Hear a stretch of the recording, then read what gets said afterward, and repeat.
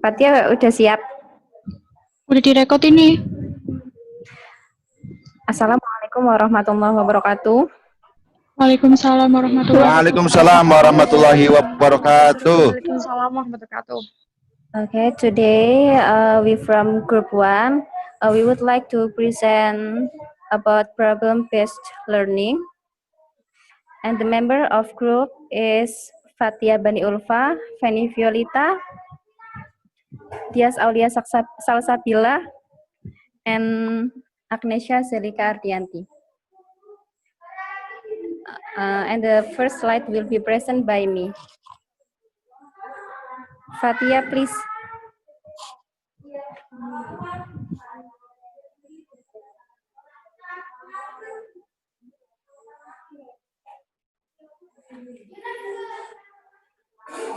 Okay, what is problem-based learning?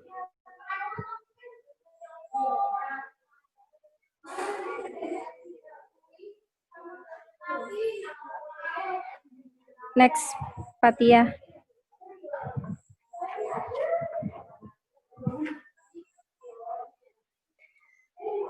Also known as PBL, problem-based learning is another type of collaborative learning where a particular problem is introduced from learner to solve, often in groups over a given period. It is required that students ultimately understand the problem at hand before proposing a solution or a response. PBL start to approximate the kind of work students do as well as the way they need to approach the problem in their daily lives.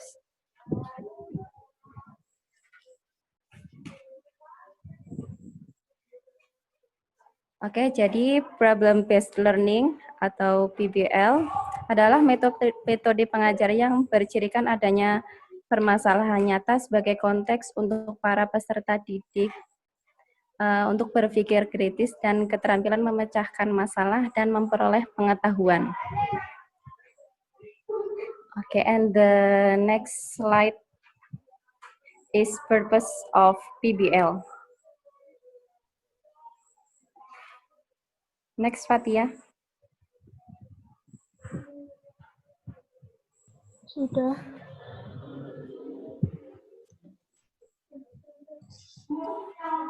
Next, okay. The purpose that PBL wants to achieve is the ability of students to think creatively, analytically, systematically, and logically to find alternative solutions to problems through empirical data exploration in order to foster scientific attitudes. Oke, yang kedua yaitu tujuan pembelajaran problem-based learning, yaitu yang ingin dicapai oleh PBL adalah kemampuan siswa untuk berpikir kreatif, analitis, sistematis, dan logis untuk menemukan alternatif pemecahan masalah melalui eksplorasi data secara empiris dalam rangka menumbuhkan sikap ilmiah. Okay, and the next slide will be present by Dias Aulia Salsabila. Okay, thank you, Fanny. The next slide is about what is the characteristic of problem-based learning. Okay, next, Fatia.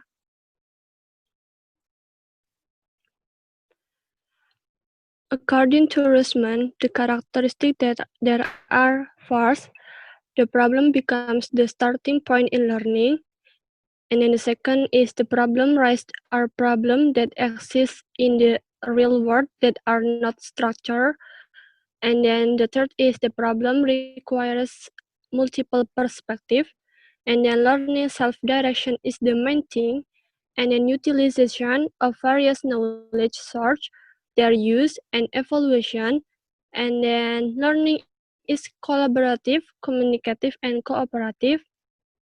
And then the development of inquiry and problem-solving skills is as important as mastering the content of knowledge to find solution to a problem. And then synthesis and integration of a learning process. And then the last is problem-based learning involve evaluating and reviewing student experience and the learning process. Jadi menurut Rusman, problem-based learning juga mempunyai karakteristik model pembelajaran, yaitu yang pertama adalah permasalahan menjadi starting point dalam belajar. Maksudnya menjadi starting point karena di sini permasalahan menjadi kunci utama dalam pembelajaran problem-based learning. Lalu kemudian permasalahan itu yang diangkat adalah permasalahan yang terjadi di dunia nyata. Permasalahan tersebut dapat menantang pengetahuan yang dimiliki oleh siswa, sikap, dan kompetensi, serta permasalahan tersebut dapat dipelajari oleh siswa. Pemanfaatan sumber pengetahuan yang beragam, penggunaannya, dan evaluasi sumber informasi merupakan proses yang penting dalam problem-based learning. Belajar di sini dalam problem-based learning adalah kolaboratif, komunikasi, dan kooperatif.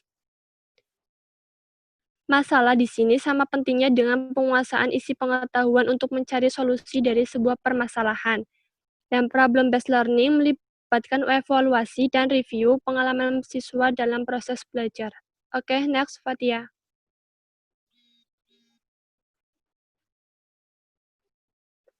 The next slide is about what are stages of the learning. Next.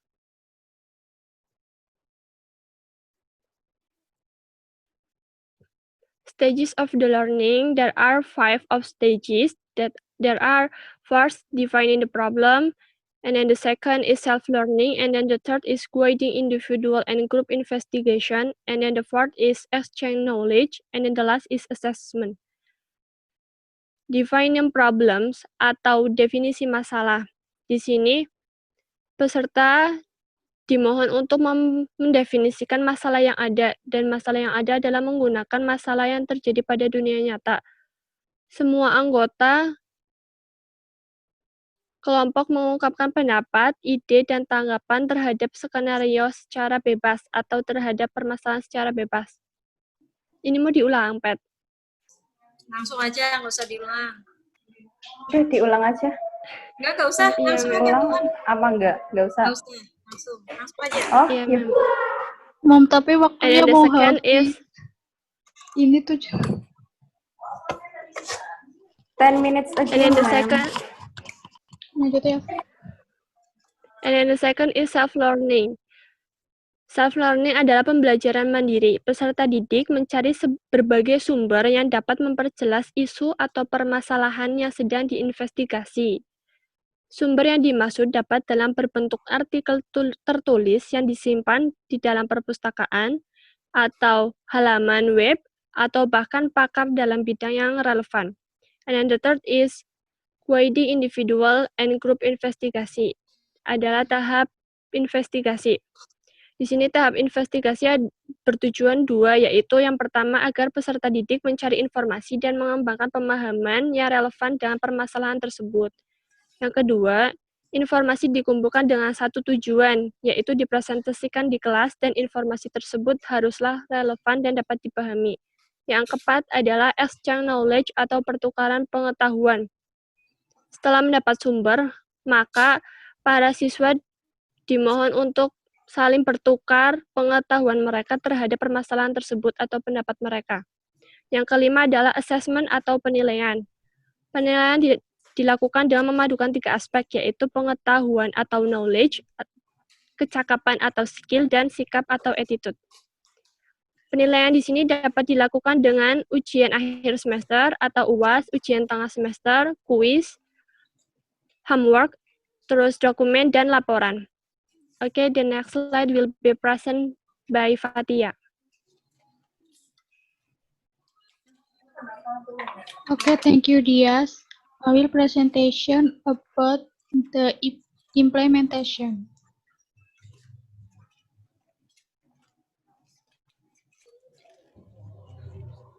What is an example of problem-based learning? For example, a problem-based learning project could involve students pitching ideas and creating their own business plan to solve a societal need. Students could work independently or in a group to conceptualize, design, and launch their innovative products in front of classmates and community leaders. Here's an implementation example. Before starting the teaching-learning process in the classroom, students are asked to observe a phenomenon first. Then students are asked to note the problems that arise. After that, the teacher task is to stimulate students to think critically in solving existing problems. The teacher's job is to direct students to ask questions, prove assumptions, and listen to opinions that differ from them.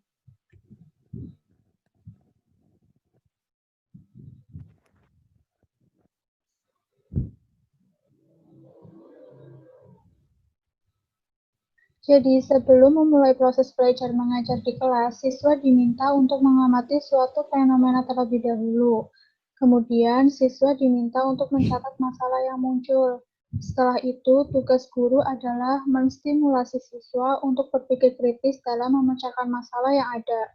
Tugas guru adalah mengarahkan siswa untuk mengajukan pertanyaan, membuktikan asumsi, dan mendengarkan pendapat yang berbeda dari mereka.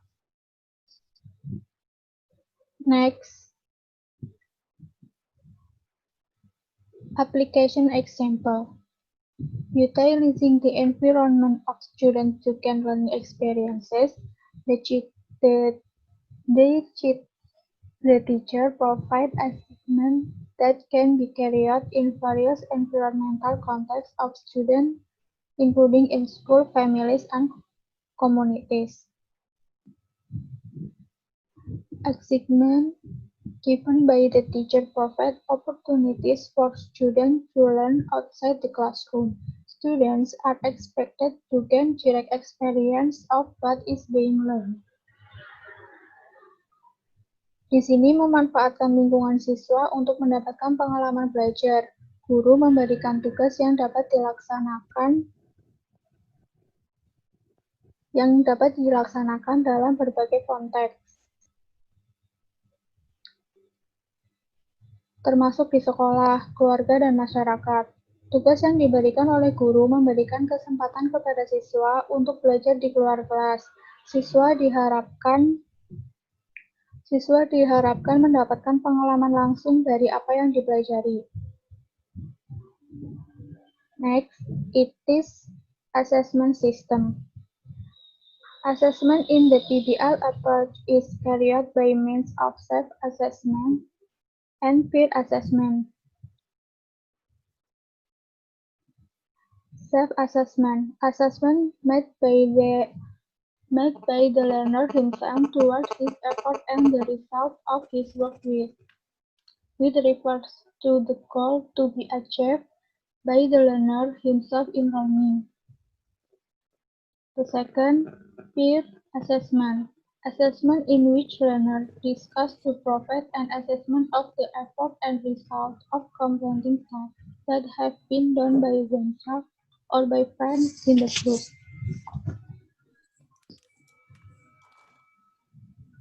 Penilaian dalam pendekatan PBL dilakukan dengan cara penilaian diri dari penilaian sejawat.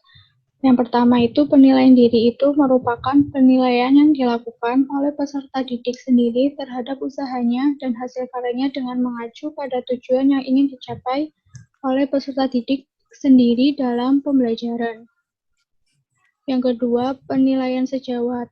Penilaian sejawat ini merupakan penilaian di mana peserta didik berdiskusi untuk memberikan penilaian terhadap upaya dan hasil menyelesaikan tugas yang telah dikerjakan sendiri maupun oleh teman-temannya dalam berkelompok. Okay, next presentation by Agnesia Selika Dianti. Advantage and disadvantage of problem-based learning. For the advantage, for the first is development of long-term knowledge retention.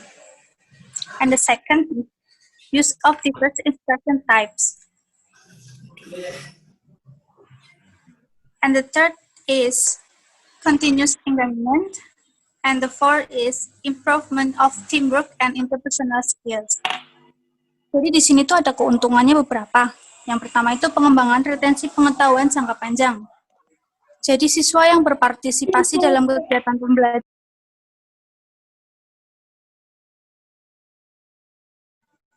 Aku langsung baca ini, nggak nunggu Miss Yuvita.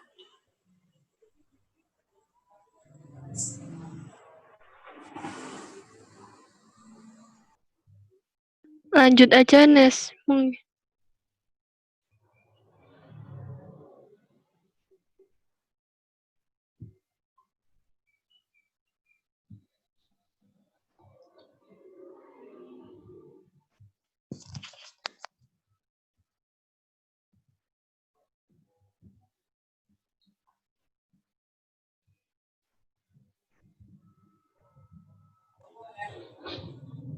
Advantage and disadvantage of problem-based learning.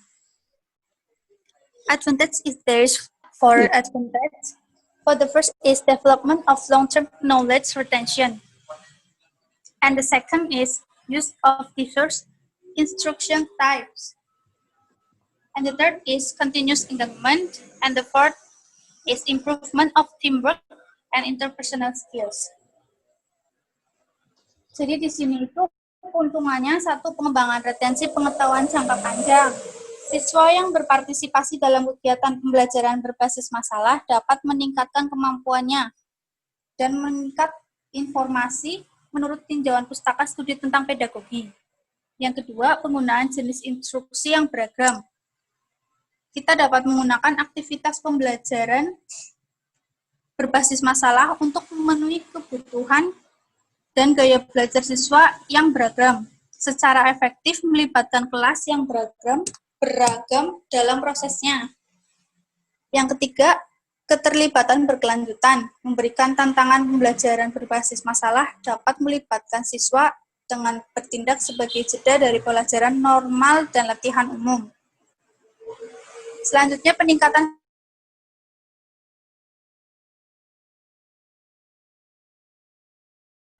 bergantung pada interaksi dan komunikasi. And then the disadvantage of problem-based learning. For the first is potentially poor performance on tests. And second is student unpreparedness. Next slide, Fatia. Unpreparedness.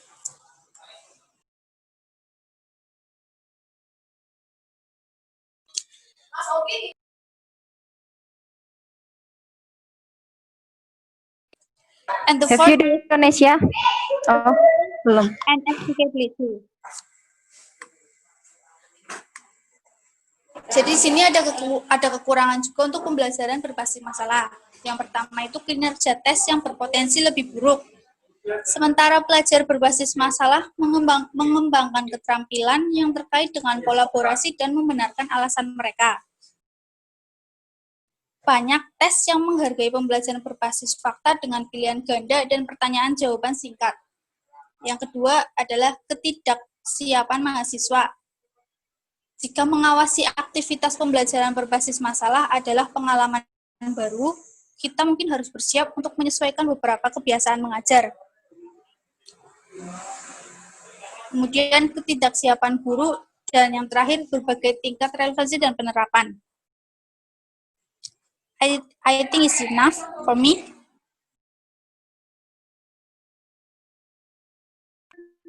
Okay, that's all about our presentation. Do you have any question, guys? Question for Yes, Group please. PBL. What is the principles of PBL? Okay, wait. Thank you.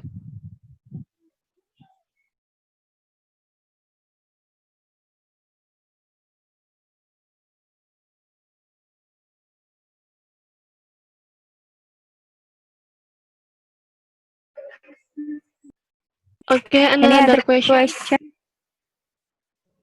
I want to ask,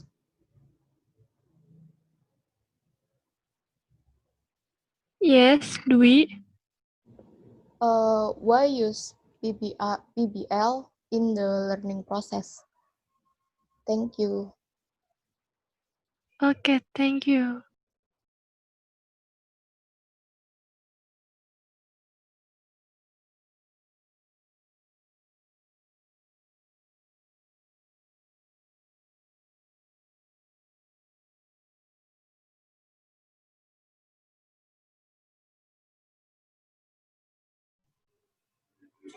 Saya mau tanya, Iya, silahkan. bagaimana cara untuk menjadi seorang fasilitator atau guru dalam metode PPL yang hebat?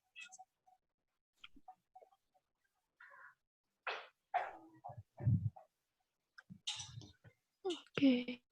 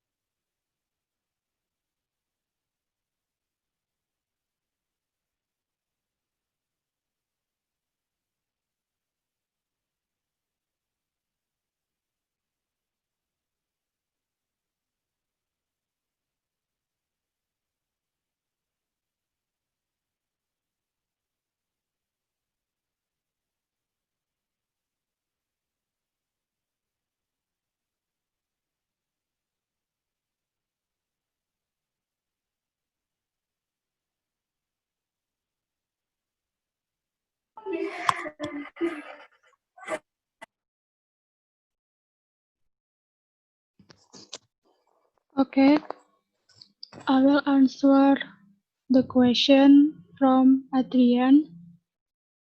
The question, what is the principle of problem-based learning?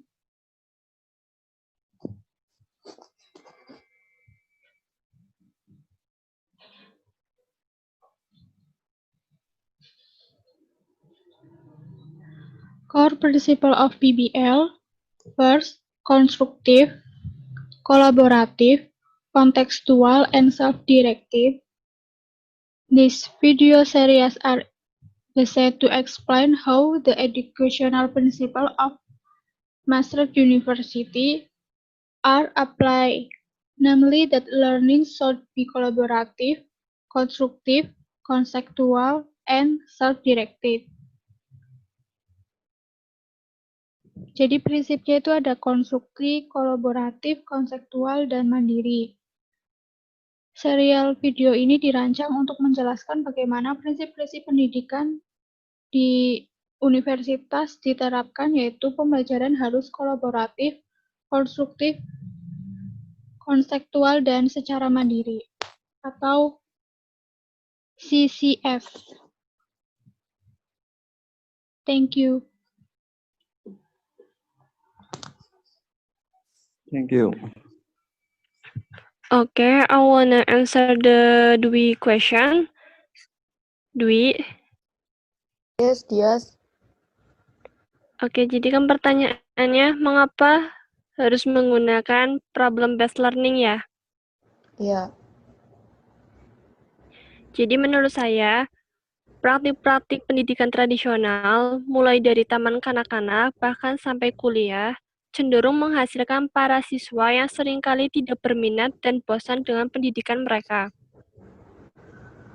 Mereka dihadapkan pada sejumlah besar informasi yang harus diingat, yang sebagian besar darinya tampak tidak relevan dengan dunia yang ada di luar sekolah.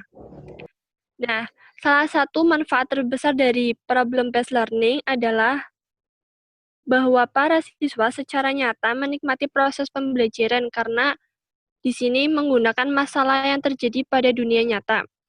Problem-based learning adalah sebuah program yang menantang, yang membuat studi organisasi mendesain dan mengubah hal yang menarik untuk para siswa karena mereka dimotivasi untuk belajar. Dan dengan sebuah kebutuhan untuk memahami dan memecahkan masalah-masalah yang ada. Jadi relevansi informasi yang dipelajari tampak nyata, sehingga para siswa menjadi sadar akan kebutuhan untuk pengetahuan ketika mereka berusaha untuk mengatasi masalah-masalah yang mereka hadapi. Okay, this is my answer. It is clear, Dwi? Yes, it is clear for me. Thank you, Dias. Okay, thank you.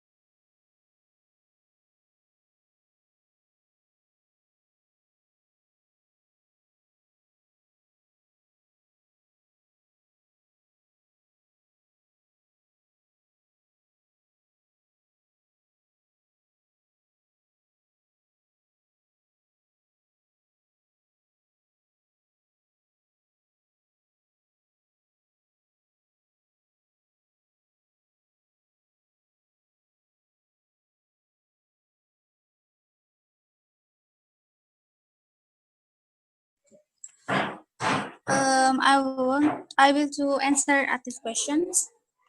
What are the ways to become a facilitator or teacher in Great PPL method? There is, for the first, interesting and enthusiastic. Second, not lecturing. And then be patient with student attitudes. Make students talk to each other, not to you. Make sure the group or individual agrees on learning issues before the group ends. And then purpose to use of accurate information source that are accurate when students learn about their learning problems. And the last, establish a good learning environment for growth. Jadi cara-caranya untuk menjadi fasilitator atau guru dalam metode PBL itu ada menarik dan antusias, tidak menceramahi, sabar menghadapi sikap siswa, buat para siswa berbicara satu sama lain, tidak dengan Anda, dan pastikan kelompok atau individu sepakat akan isu-isu pembelajaran. Dan yang terakhir, tetapkan lingkungan pembelajaran yang bagus untuk semua kelompok.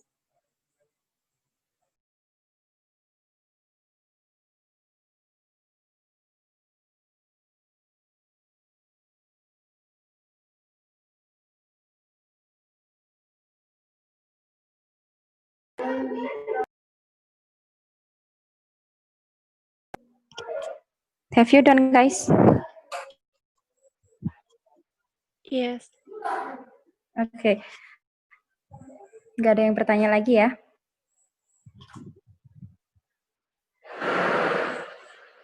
I think enough for our group. Thank you for attention. Assalamualaikum warahmatullahi wabarakatuh. Waalaikumsalam warahmatullahi wabarakatuh. Thank you, Fan.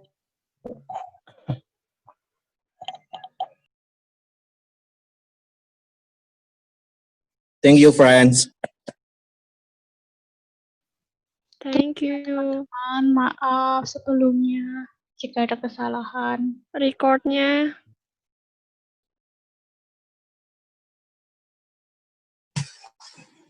Oh baik.